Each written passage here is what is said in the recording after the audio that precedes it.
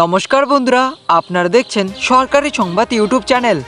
এই মুহূর্তের সবচেয়ে বড় খবর আইপিএস অফিসার দময়ন্তী সেনকে নিয়ে। কালিয়াগঞ্জের কিশোরীকে ধর্ষণ করে খুনের অভিযোগে মামলার বিশেষ তদন্তকারী দল গঠনের নির্দেশ দিয়েছিলেন বিচারপতি রাজশেখর মান্থা। বুধবার সিঙ্গেল বেঞ্চে সেই নির্দেশকে চ্যালেঞ্জ করে কলকাতা হাইকোর্টের প্রধান বিচারপতি ডিভিশন বেঞ্চের দ্বারস্থ হলো রাজ্য সরকার। বন্ধুরা, বিচারপতি রাজশেখর মান্থার নির্দেশ ছিল যে কালিয়াগঞ্জের মামলার সিটের মাথায় থাকবেন আইপিএস অফিসার দময়ন্তী সেন। সঙ্গে রাখা হয়েছিল প্রাক্তন সিবিআই কর্তা উপেন বিশ্বাস এবং প্রাক্তন আইপিএস পঙ্কজ দত্তকে। রাজ্যের বক্তব্য, সুপ্রিম কোর্টের কোনো নির্দেশ অবসরপ্রাপ্ত পুলিশের অফিসার যে কোনো মামলার ক্ষেত্রে তদন্ত করতে পারেন না। প্রধান বিচারপতির ডিভিশন বেঞ্চে এই মামলা করার অনুমতি দিয়েছে। চলতি সপ্তাহে শুনানির সম্ভাবনা আছে। সেই পার্ক স্ট্রিট দর্শনের সময় থেকেই দময়ন্তী সেন সেই চর্চায় উঠে এসেছিলেন। তারপর তার বদলি সারা রাজ্যে তোলপাড় ফেলে দিয়েছিল।